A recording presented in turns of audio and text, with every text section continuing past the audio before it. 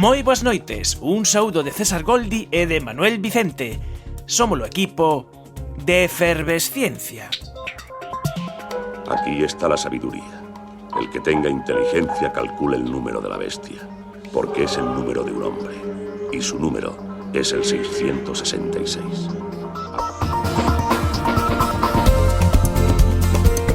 Isto é do Apocalipse 13:18. 666, o número da besta. O Apocalipse escribiuse no século I, e daquela era común entre gregos e hebreos o xogo matemático de asociar valores numéricos ás letras. E así, os primeiros cristiáns asociaban o nome dos seus perseguidores ao número 666, como é o caso do emperador Domiciano ou de Nerón. En Guerra e Paz, Tolstoi conta que se lle atribúen as 10 primeiras letras do alfabeto francés os 10 primeiros números e as seguintes letras as decenas, as palabras en francés de o emperador Napoleón suman 666. De igual xeito, os adventistas amosaban os seus sentimentos coa Igrexa Católica votando as seguintes contas. O Papa é coñecido como o Vicarius Filii Dei en latín, e sumando as letras que son números romanos deste nome, sae, oh sorpresa, 666.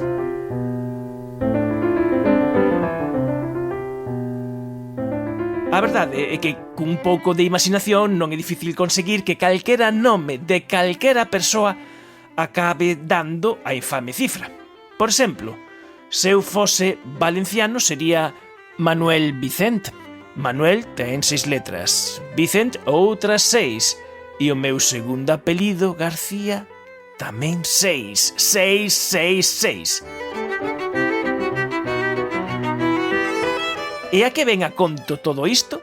Seguro que a estas alturas xa vostedes decatado. Este é o noso programa 666. Benvidos á Efervesciencia, hai outros mundos, pero están neste. Efervesciencia. Doses de ciencias en contraindicacións. Patrocinado pola FECIT, Fundación Española para a Ciencia e a Tecnoloxía, Ministerio de Ciencia e Innovación, unha colaboración da Universidade de Santiago e a Radio Galega. Co apoio da Axencia Galega de Innovación da Xunta de Galicia.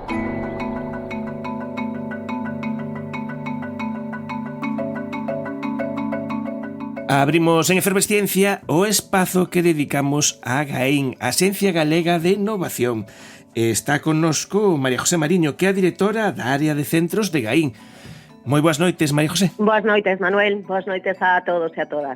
En que consiste o programa Oportunius de GAIN? Bueno, o programa Oportunius é un programa da Xunta de Galicia vinculado exclusivamente a unhas axudas do European Research Council, unhas axudas europeas, para persoas investigadoras que fagan investigación de fronteira.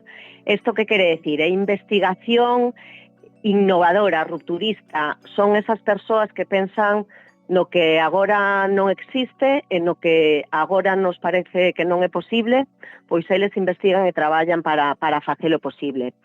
Nós neste programa o que facemos é prestar axuda a aqueles investigadores e investigadoras que queren presentarse ao programa, ben sexan investigadores que xa están en Galicia ou que estean fora, sexan galegos ou sexan de calquera outra nacionalidade, e que queran presentarse cunha institución de investigación galega. Prestamos información, asesoramento, acompañamento a esas persoas que queren candidatar. Unha vez que se presentan e se consiguen quedar ás portas deste programa que é altamente competitivo, facilitamos de unha axuda económica durante 2 anos de ata 50.000 euros para que podan mellorar o proxecto e volver a presentarse. Realmente unha persoa que ha conseguido casi chegar é moi fácil, bueno, non é tan doado, pero con un pouco de axuda e acompañamento económico que poda volver a presentarse en condicións de éxito. E finalmente, aquelas persoas que sí han conseguido estar entre esos investigadores top e han conseguido estas axudas Ofrecémoslle un complemento económico durante os 5 anos do proxecto de 50.000 euros ano e 50.000 euros durante os 4 anos seguintes para que podan refocar a súa investigación, e tamén lles ofrecemos a oportunidade de tener un contrato coa Xunta de Galicia. Un contrato estable, cuxo importe vai entre os 65.000 euros ata os 100.000, dependendo da gran axuda que conseguiran, e é unha maneira tamén de reter, atraer e retornar persoas que teñen estas grants ao noso ecosistema galego. E cal é a relevancia que ten este programa Opportunius para a captura do talento? Pois este é un programa que nos permite reter en Galicia as persoas que obteñen unha gran deste tipo. Permítenos tamén competir e atraer persoas que están fora de calquera nacionalidade que queran venir a investigar no noso ecosistema, e tamén detectar persoas que queran candidatar, que sexan finalistas. Nós temos unha investigación excelente, temos un ecosistema integrado e consolidado no que tamén os investigadores poden desenvolver unha carreira de éxito. E máis alá da financiación que consiguen estas persoas, porque son proxectos entre 1,5 millón de euros e 2,5 millóns, para nós é moi importante porque estas persoas constitúen grupos de investigadores, e cada un destes investigadores chega a contratar, a ter ao seu redor, ata 10 investigadores máis. Investigadores que ao estar en un entorno excelente poderán tamén algún día chegar a candidatar ao RC. Así que máis alá, que tamén importa, a financiación económica é que permite que o tecido investigador en Galicia crezca. Os RCs que tenemos agora en Galicia, que xa superan os 20 e 30 proxectos, teñen ao seu redor a contratación de máis de 100 investigadores junior.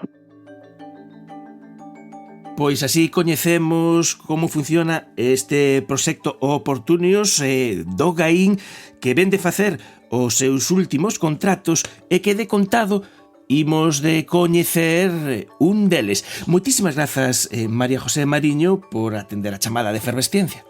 Gracias a vosotros, só recordar que en Galicia temos unha ciencia excelente e un entorno excelente para investigar. Moitas gracias, Manuel.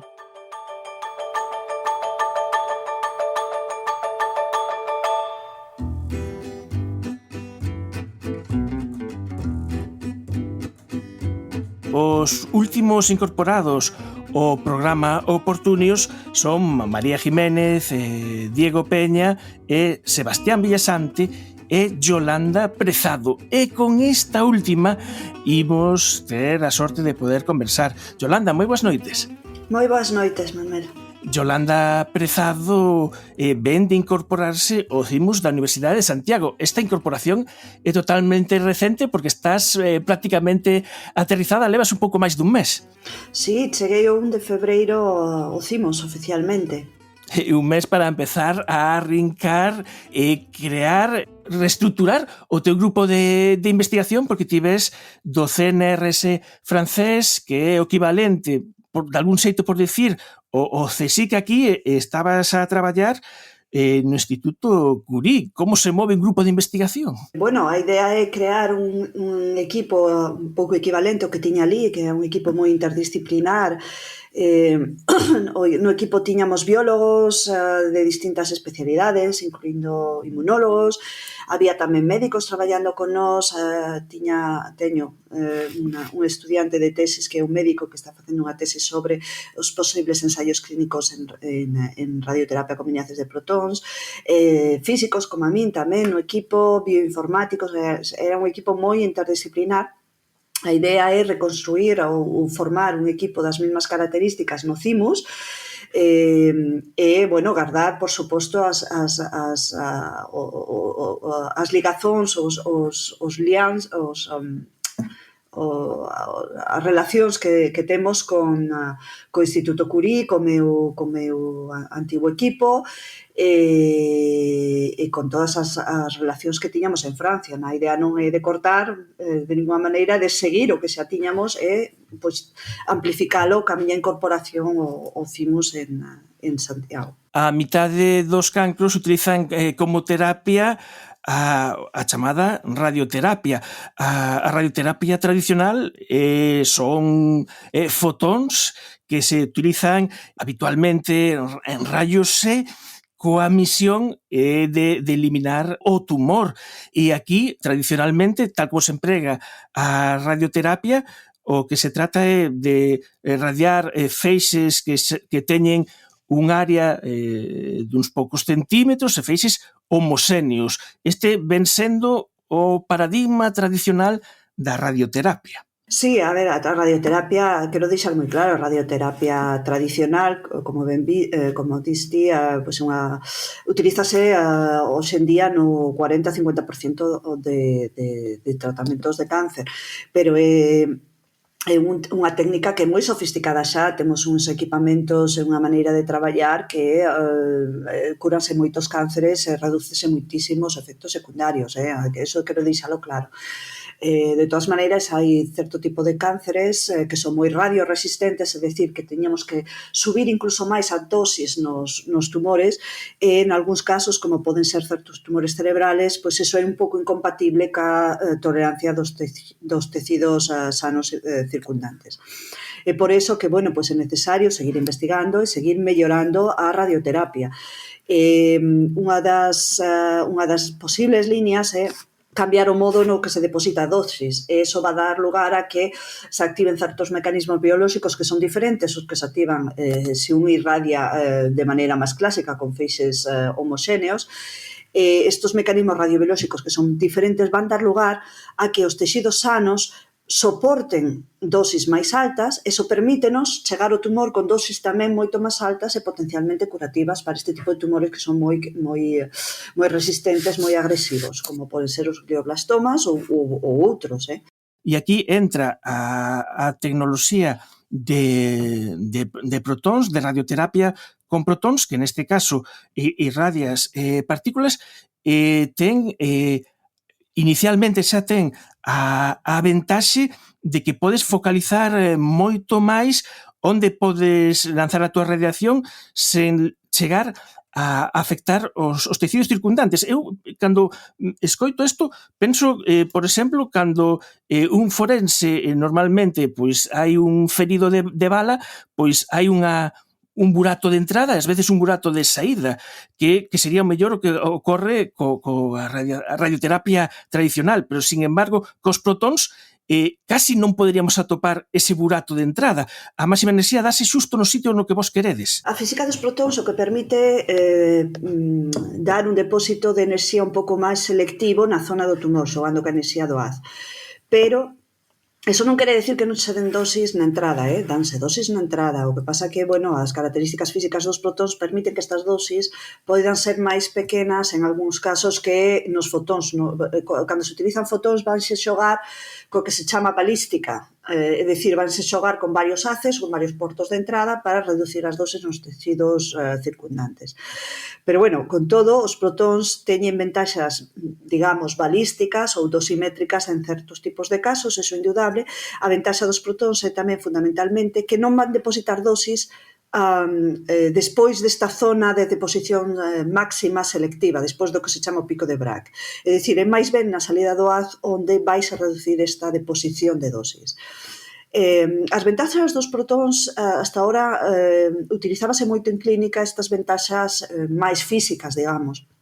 O que estáse vendo é que os protóns, por este tipo de posición que vai ser un pouco máis diferente en cuanto á maneira de ionizar o medio, digamos, que vai ser máis densa en determinados puntos, o que van a producir determinados efectos biolóxicos que van a ser tamén un pouco diferentes intrínsecamente os dos fotóns.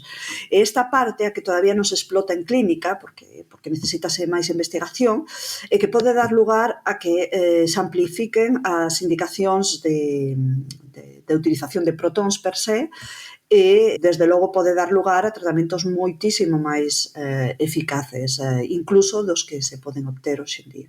Precisamente a túa liña de investigación na que propós, ademais, nesta radioterapia con protóns, cambiar o xeito no que se radia, cambiar certos formas de traballar que viñan sendo moi establecidas, como por exemplo, a idea de que había que radiar todas as células canceríxenas todas exactamente coa mesma dose para acabar con todas, e ti xa desde hai máis de unha década propós facelo de xeito diferente.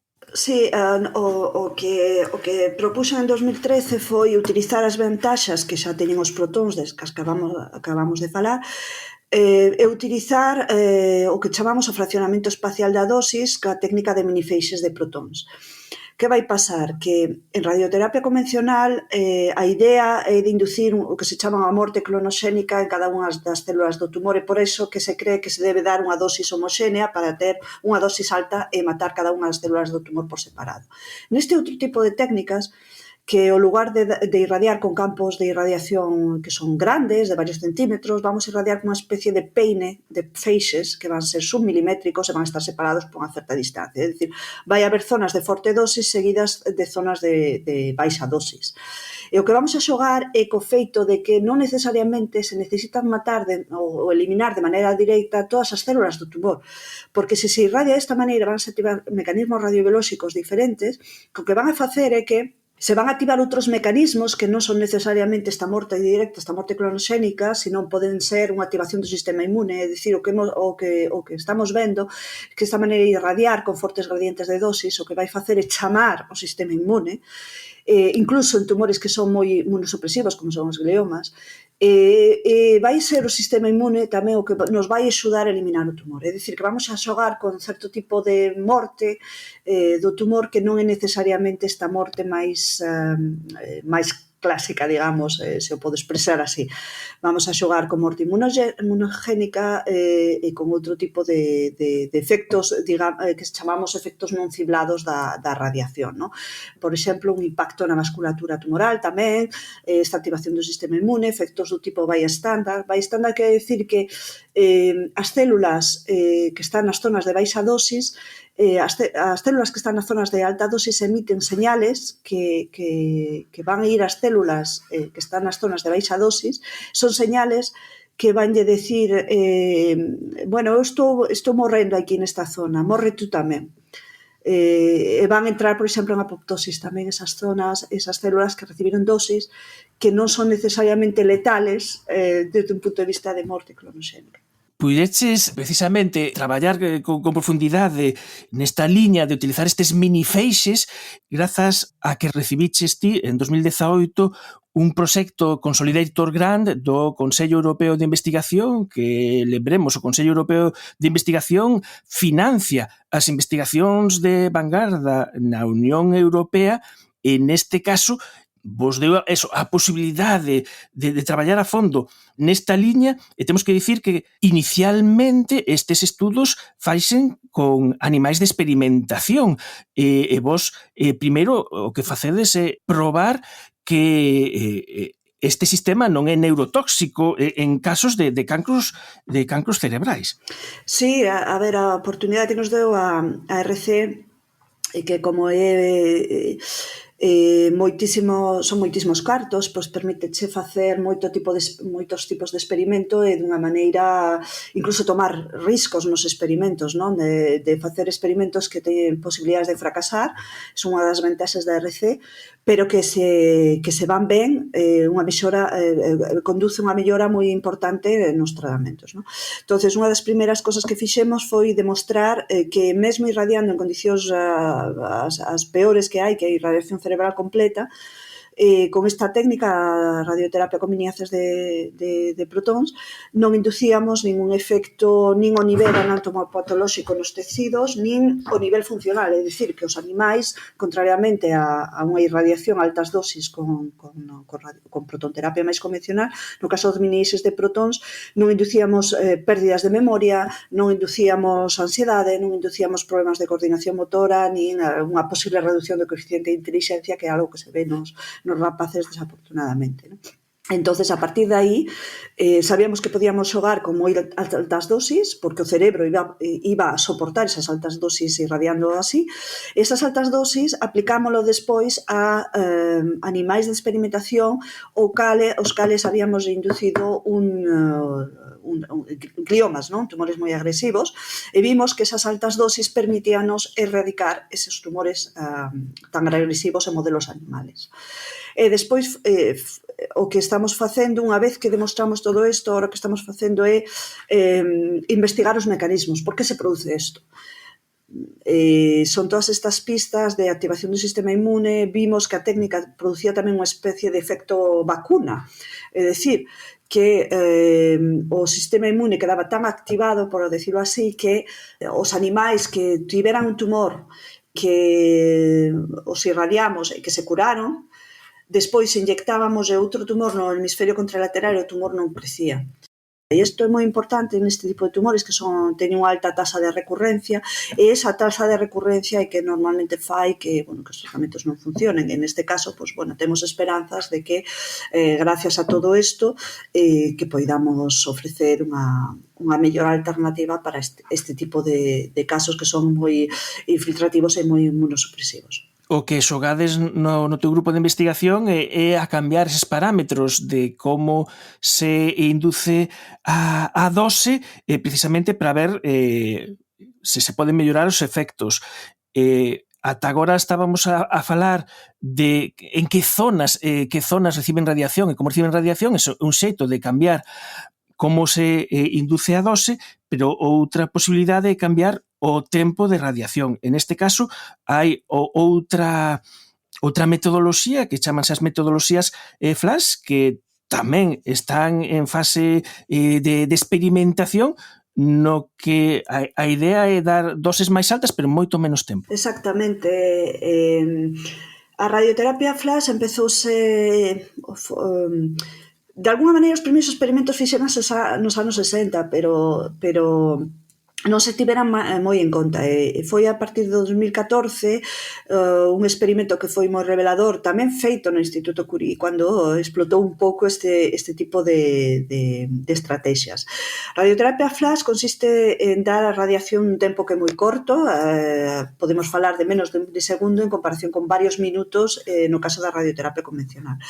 E o que non se esperaba, porque é un pouco contraintuitivo, é que eso protexera de alguma maneira os tecidos sanos en torno a tumor e que no tumor que tuviésemos o mesmo resultado que irradiando de maneira máis convencional. A radioterapia FLASH nos traballamos con ela combinando con protóns tamén. Facemos protonterapia FLASH. Sí que se ve unha reducción de tolerancias, unha reducción de toxicidade nos texidos sanos, pero só en determinadas circunstancias. É unha técnica que é menos robusta que a radioterapia con minifeixes do punto de vista que vai depender da estructura do haz de protóns ou de electróns, no seu caso de protóns, pero tamén de efectos externos como pode ser ao nivel de oxígeno dos texidos. Un dos últimos artículos que publicamos, artículos científicos, o que vimos é que, por exemplo, variando o nivel de oxígeno dos texidos cerebrales, xogando ca anestesia, o que veíamos era que cando tiñamos oxígeno na anestesia, que é a maneira na que se anestesian os nenos cando van a ser irradiados, o que se veían era efectos que eran detrimentales tanto na radioterapia, na protonterapia convencional como na radioterapia FLASH, pero que na radioterapia FLASH víamos efectos que eran un pouco peores que na radioterapia con protóns convencional. Isto indica que hai efectos biolóxicos que son moi interesantes, que hai que seguir investigando, pero que os parámetros hai que controlalos un pouco mellor para poder pasar a ensaios clínicos dunha maneira máis controlada. Así que é unha técnica que é moi interesante porque, de alguna maneira, estános dicindo que hai un efecto diferencial entre os tecidos sanos e o tumor e que posiblemente vainos a dar pistas sobre esa diferente bioloxía ou diferente radiobioloxía que vai se poder utilizar dunha maneira moi interesante no futuro.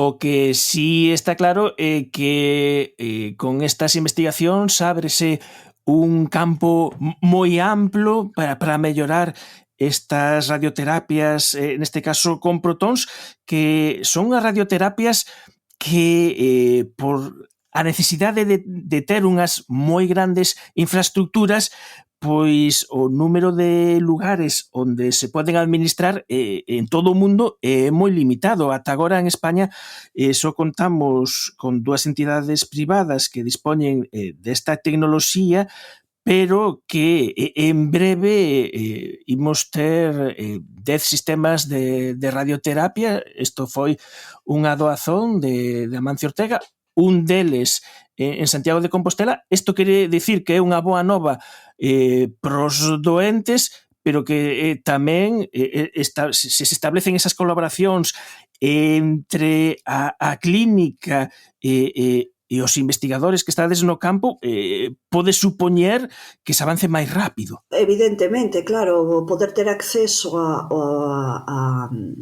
haz para poder investigar, digamos así, é importantísimo. O feito que había moi pouquiños centros a nivel europeo e a nivel español, sobre todo, desde logo impedía ou frenaba moitísimo as investigacións. Eu puiden investigar nesto porque estaba basada nun sitio que era Orsé, o cual tiña acceso a un centro clínico do Centro de Protonterapia de Orsé, eso abre portas, digamos, para poder facer cousas, pero con todo pois é limitado porque é un centro puramente clínico e tiñamos que facer os nosos experimentos por a noite ou algún fin de semana. O que é importantísimo non é só as infraestructuras, evidentemente, como ben dis, o que é moi importante é ter un continuo entre os clínicos e os investigadores, que se poida traballar xuntos nos dous sentidos. E como solemos traballar no meu equipo, facemos unha investigación moi translacional, eso o que implica é estar moi en contacto cos médicos, estar moi en contacto cos físicos médicos para comprender ben as necesidades clínicas e saber por onde ir para que as nosas investigacións sexan relevantes para os futuros pacientes. E a inversa tamén, a veces os médicos ou os físicos que traballan nos hospitais teñen cuestións que nós podemos resolver cas nosas investigacións, con nosos experimentos con pequenos animais ou outros. Entonces, eu penso que se se quere avanzar nese sentido dunha maneira eficaz, xa non é só o acceso ás infraestructuras, é unha colaboración estreita entre as persoas, pero tamén entre todos os centros que se vayan a abrir. Eso é o que nos pode situar na pole position a nivel europeo. Se cada un funciona por o seu lado, vai ser máis difícil, evidentemente.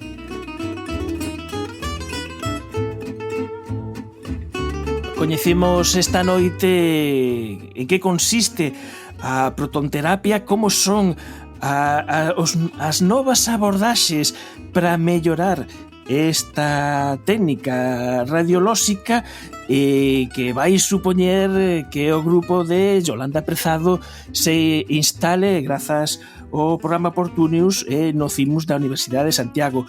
Yolanda, moitísimas grazas por atender a chamada de Efervesciencia e nada, seguiremos moi atentos á evolución que ten todo o proxecto. Moitas gracias e boas noites.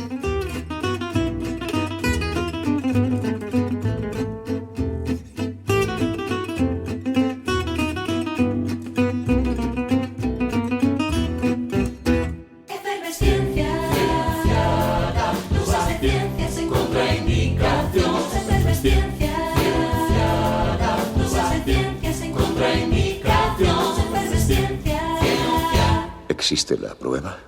Efectivamente. Existe. Lleva una marca. 366. Según la Biblia, la tienen los apóstoles de Satán. Él no la lleva. Debe llevarla. Yo le he bañado. Conozco cada centímetro de su cuerpo. Si no está visible en el cuerpo, estará debajo del pelo.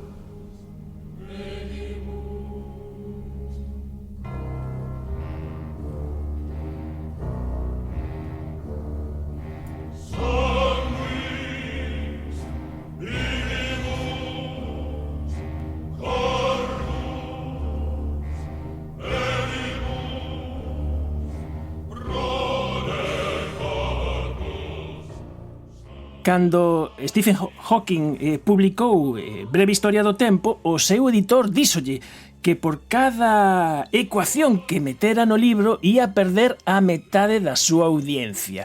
E o que imos facer esta noite, neste intre, non sei se vai ser algo semellante, porque imos convidar a un profesor de matemáticas para falar de matemáticas, de números, de fórmulas, pero imos dobrar a aposta. Non imos ter un profesor de matemáticas, senón dous.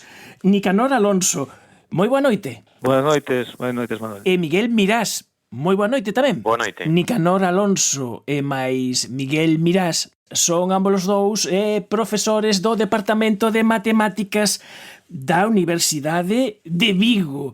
E os chamamos porque son os autores do libro Mateglifos, a orixe e evolución dos símbolos en matemáticas, editado xa hai, non sei se foi no 18 ou 19, en Xerais Básicos de Ciencia. E claro, antes de comenzar a meternos coas cuestións dos mateglifos, está a cuestión de o noso número do programa 666 e o número... os 3 seises e o número da besta. Non sei que opinades os matemáticos disto. Pois sí, resulta que no libro do Apocalipse pois menciónase este número relacionado co demo, non? Pero dende o punto de vista matemático pois é un número máis, non? O cal non significa que non teña as súas peculiaridades ou as súas curiosidades, non? Por exemplo, pensade cando vades a unha bolera, pois a distribución dos bolos están postos en un triángulo, ou un bolo no vértice máis cerca do que vai a tirar a bola, e despois por filas, pois hai na seguinte fila 2 bolos, na terceira 3 e na última 4. O sea que temos 10 bolos, non? E eses números que se obteñen cunha distribución triangular similar a dos bolos na boleira, pois chámanse números triangulares. E resulta que o 666 pois é un deses, pero teríamos que ter 36 filas de bolos, non? Unha bolera bastante grande para xogar aí, non? Ademais, eso significa que é a suma dos 36 primeiros números naturales, 1 máis 2 máis 3, así ata 36, non? Tamén resulta ser a suma dos cadrados dos 7 primeiros números primos, é dicir, 2 ao cuadrado, máis 3 ao cuadrado, máis 5 ao cuadrado, así ata o sétimo número primo que é 17 ao cuadrado, non? E xa por non aburrir, porque ten un montón de propiedades curiosas ou de propiedades así relativamente interesantes, pois aquí imos a falar de símbolos, decir que se o escribides con símbolos que utilizaban os romanos, en números romanos, pois aparecen todas as, salvo a do 1000, claro, todas as letras que aprendimos de pequenos, non? A D, a C, a L, a X, a V e a I, non? É dicir, que é o número formado por unha aparición de todos eses símbolos que aprendimos ordeados de maior a menor e unha soa vez, non? Entón, podemos dicir que, neste caso, o 666 é un número ben interesante porque ten estas propiedades matemáticas, pero unha cousa que explicades en mateglifos, creo que é unha cousa que eu lle vin a Martin Gardner, é que os números especiais ou os números interesantes, ao final, son todos, porque se vos nun conxunto os que non son interesantes, entonces empezan a ser tamén interesantes. Como é este paradoxo? Sí, bueno, a idea é un pouco que está motivada por unha anécdota que pasou con Ramanujan, que foi unha persoa que sen ter estudos pois era capaz, era quen de percibir fórmulas matemáticas extraordinarias, e que estando el pois no hospital, pois cando foi a visitar o seu compañeiro, pois lle dice, fun nun taxi que tiña un número totalmente aburrido. E resulta que o número tan aburrido, era un número calquera, 1700 e pico, non recordo exactamente, pois el dixolle, non, ese número de aburrido nada, porque resulta que é o primeiro que se pode poñer pois con esta fórmula determinada, etcétera.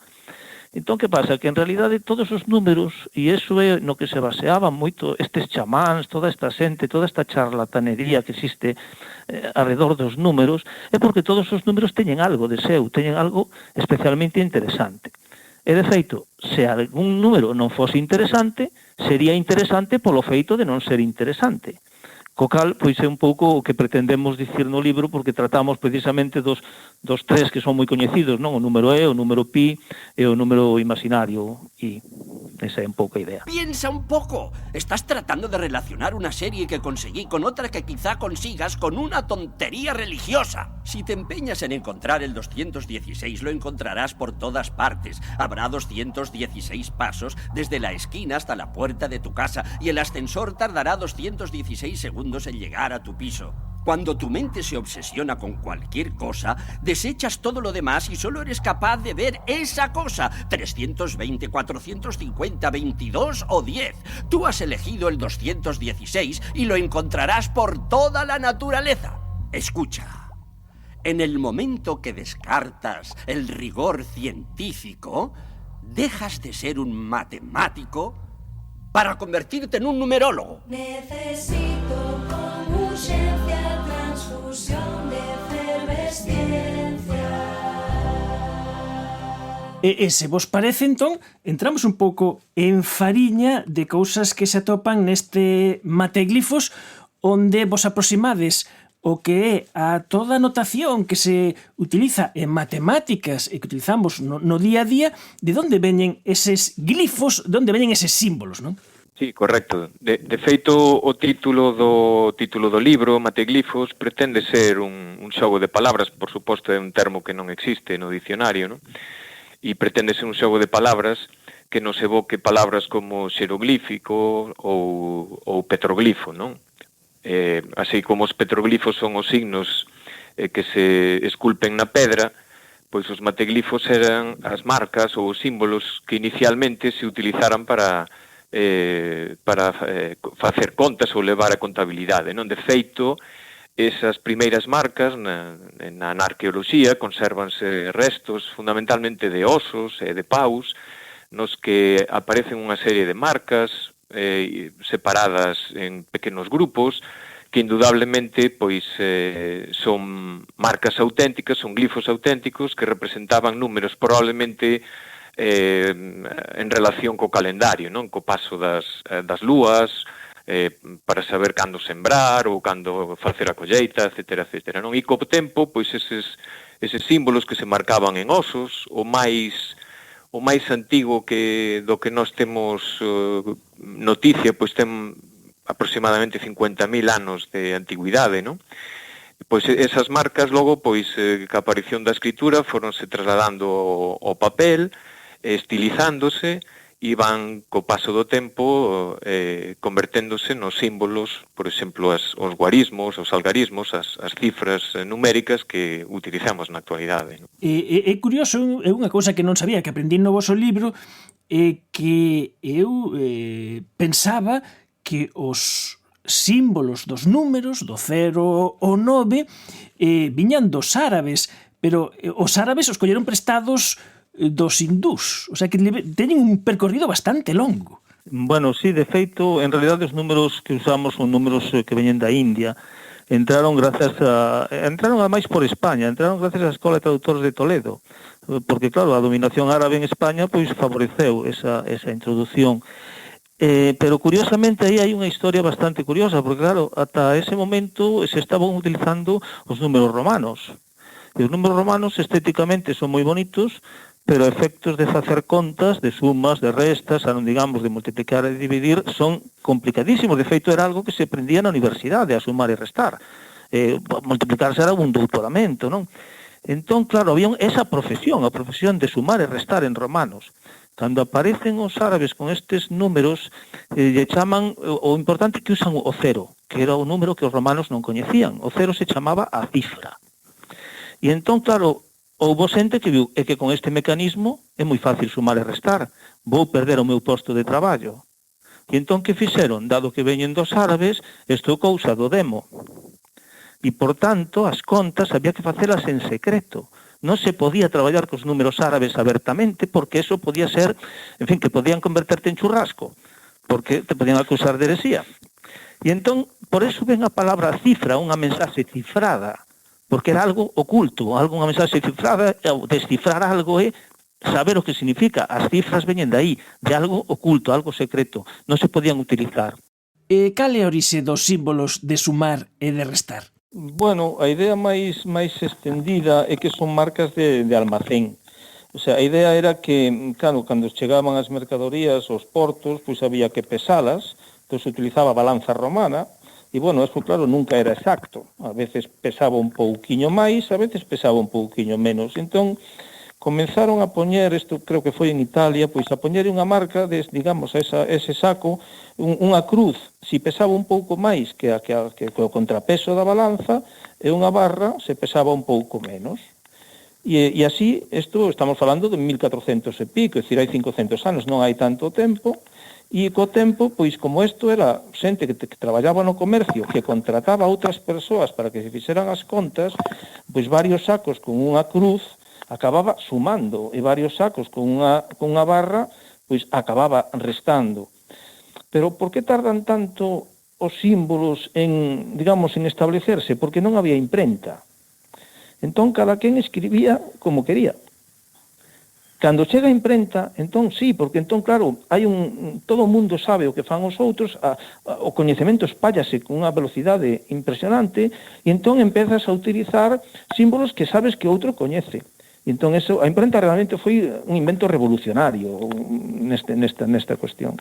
E aí hai unha historia que está relacionada precisamente coa imprenta, que quizáis o símbolo matemático por excelencia, o Xe, ese de chámalle Xe, eses rayos Xe e agora esa rede social.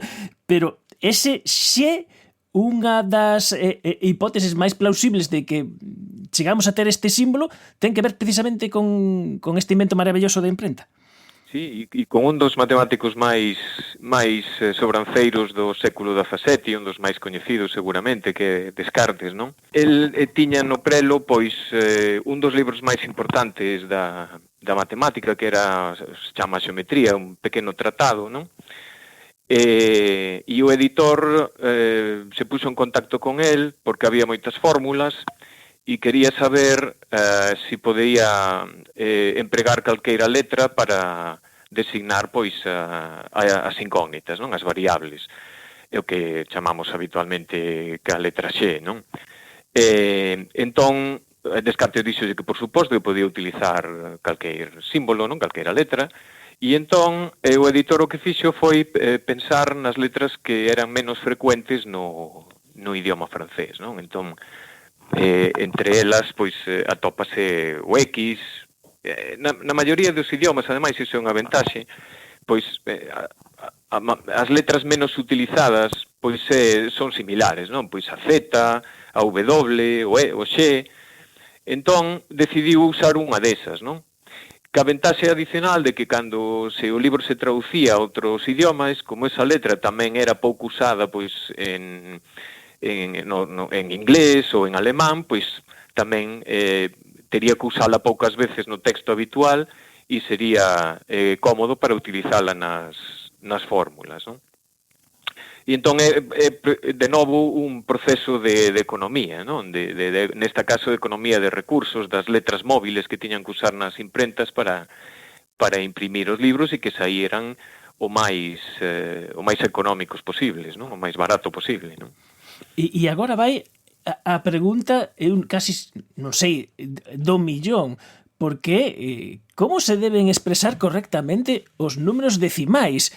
Temos que poñer unha coma ou un punto, porque a mí, nos meus tempos de cativo, ensinarme unha cousa, pero ahora sei que é outra, depende que se estás lendo en inglés, en castellano ou en galego. Que pasa co separador que separa a parte inteira da parte fraccional dun número?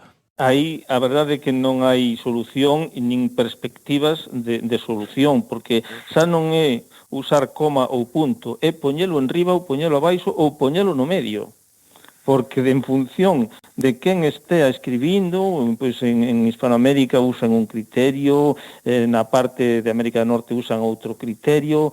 A verdade é que tamén houve, quizáis houve algo de política por detrás desta cuestión, porque claro, isto se produce tamén a independencia das colonias inglesas, ¿no? Dos futuros Estados Unidos de América, e a veces hai unha certo criterio de distanciarse, ¿no? De facer as cousas diferentes dos que foron os meus, eu fui un vasalo de, ¿no? E a verdade é que non hai criterio, non está ni sequera unificado. Supoño que pouco a pouco pois se irá concretando, pero a verdade é que nós temos de feito no libro a lista de países que usan un criterio e a lista de países que usan outro e case está 50-50, non está claro. E aparte está a cuestión de poñela enriba ou abaixo, que é máis complicado. En todas estas cuestións é importante decir que non hai unha real academia dos símbolos matemáticos, non? Efectivamente. Cada un é libre de utilizar o símbolo que considera oportuno, non? E un nome que aparece recorrentemente en varias das partes de mateglifos non sei se vou a pronunciar ben, é Al-Khwarizmi. Non é fácil pronuncialo, entón. No, eu a verdade é que non sei como se pronuncia. Certamente foi un sabio árabe da Casa da Sabiduría de Bagdad, e pois escribiu un libro, daqueles libros conste que non se escribían como agora, dicir, os libros eran un libro como parecería literatura, dicir, era todo retórico, se explicaba todo, pois falando, entón ele escribiu varios textos que tiveron moito interese, pero do seu nome e dos seus procedementos, pois veñen, a palabra algoritmo, un procedimento que en un paso finito, en un número finito de pasos chegas a un resultado en matemáticas, pois algoritmo ven de algoritmi. Guarismo, pois tamén ten que ver con algoritmi. Bastantes cuestións, porque, polo texto, o libro que foi o primeiro que o libro de álgebra que houve. E falando de álgebra, ti, Nicanor, es algebrista que ese despexa o xe ben pero avanzado, son as cosas que facedes, pero que contades tamén que no Quixote os alxebristas eran os barbeiros. Efectivamente, os alxebristas sería como a profesión de fisioterapeuta, máis ou menos, ou, antes na antigüedade chamábase compostor, non? A persoa que cando tiñas un problema dun oso, pois se arranxaba o problema. E era precisamente porque daquela a álgebra consiste precisamente en coller pois unha igualdade e intercambiar cousas de lugar, recolocar a variable, recolocar determinados números, é dicir, colocar as cousas a xeito, non? Pois eso precisamente é o que fai unha persoa, pois un fisioterapeuta, que daquela eran os barbeiros, que eran os que tamén quitaban sangue, etc. Entón, pois no Quixote, cando Alonso Quijano pois derrota a primeira vez que o derrota, no? O bachiller Sansón Carrasco, pois o pobre Sansón Carrasco va bastante dolido, que busca, pero por sorte, como dino que a Cervantes, tivo a fortuna de atopar un alxebrista que o pudo recompoñer. E foi precisamente eso, esa idea. O sea, que os alxebristas serían os compoñedores, casi. Os compoñedores. Tamén, se pasamos a algo un pouco máis, iba a dicir picante, no? A Quevedo, alxebrista tamén era a abella que recompuña o hime das mulleres descarriadas. Caramba! Sí, digamos que aquelas que perdían a honra, pero que despois querían casar, entón iban a buscar un alxebrista que lle puxera coser, digamos, a desfeito. Non me resisto a preguntarvos de que falaban Fermat e Pascal entre sí, que cousas se contaban polo WhatsApp da época. Fermat e Pascal, de feito, nos próximamente imos publicar a traducción ao galego das cartas que intercambiaron. E a idea era que daquela, era moi corrente xogar os dados, precisamente, cando tú lanzas un par de dados, digamos, o que máis veces debe sair é 7, porque son as combinacións máis frecuentes, non, dos dous dados, non? Entón había un xogador, un xogador dos que chamamos impenitente, que de tanto xogar tiña a idea de que cando lanzo 2 dados sei a que debo apostar para ganar, pero cando lanzo 4, pois non o sei, e algo lle chocaba aí. Entón, pois lle preguntou a Pascal, Pascal lle preguntou máis que lle preguntou, consultou con Fermat e empezaron a falar entre eles de como resolver ese problema, que pasa se lanzo 2 dados, que pasa se lanzo 4, e curiosamente dese intercambio, todo por carta, pois nace a teoría da probabilidade. Estamos falando de 300 anos atrás. E veremos en galego esa correspondencia, igual que pudemos ler en galego o libro que ninguén puido ler. Sí, o libro de Copérnico, o único libro que publicou, non? Sobre as revolucións dos orbes celestes, non? Trátase dunha obra bastante longa, pero nos fixemos a traducción xunto con Raúl Pato, que é profesor de clásicas, non? De instituto, e traducimos directamente do texto original, non? Do idioma original ao galego. E fixemos a traducción do primeiro libro, nada máis, non? Que é aquel onde Copérnico pois explica a súa revolucionaria teoría heliocéntrica, non? A que pon o Sol no medio do sistema dos planetas, non? E foi un libro que nada máis saiu do prelo, pois tivo escasa influencia, entón non foi moi leído. Despois, posteriormente, pola influencia de Galileo, pois sí que empeza a ter sona, pero nese momento a Iglesia o proíbe, e entón pois era delito lelo, e entón, pois bueno, é un libro que curiosamente marca un fito na historia da astronomía, non? E da ciencia, pero dende o punto de vista do éxito editorial, pois foi un auténtico desastre. Curiosamente, hai que cando presentamos o libro fomos a un instituto en Ourense onde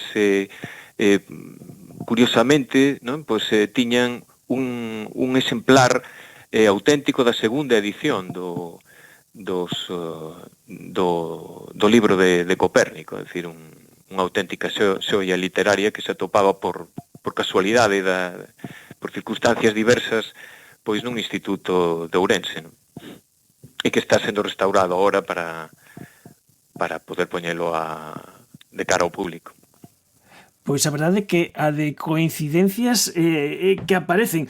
E podríamos estar falando unha chea de tempo con Nicanor Alonso e con Miguel Mirás. Moitísimas grazas por estar connosco neste programa 666 e agardo que non teñan que pasar números interesantes para volver contar con vos nos sigades contando cousas tan interesantes das matemáticas.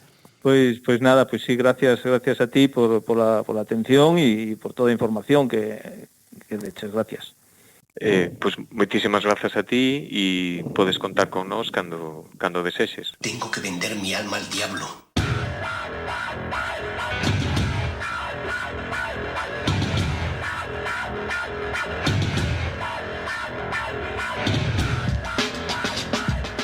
Efervesciencia. Patrocinado pola FECIT, Fundación Española para a Ciencia e a Tecnoloxía, Ministerio de Ciencia e Innovación, unha colaboración da Universidade de Santiago e a Radio Galega. O apoio da Axencia Galega de Innovación da Xunta de Galicia.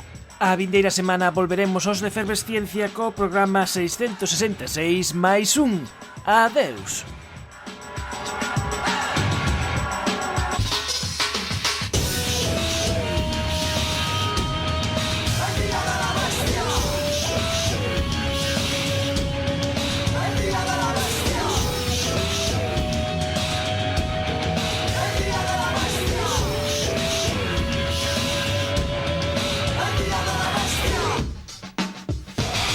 Siguiendo el rastro del ángel caído y yendo tras los pasos de un macho cabrío, derribando el muro que encierra las tinieblas hasta notar el aliento de la bestia, su bestia, su bestia, su bestia, su bestia.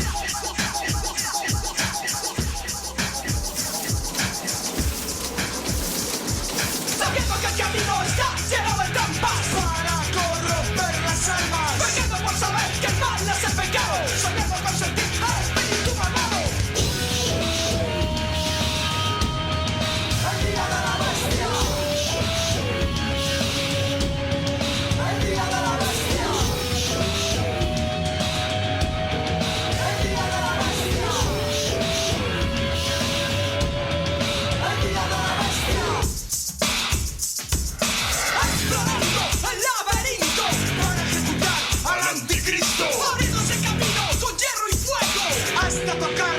puertas de la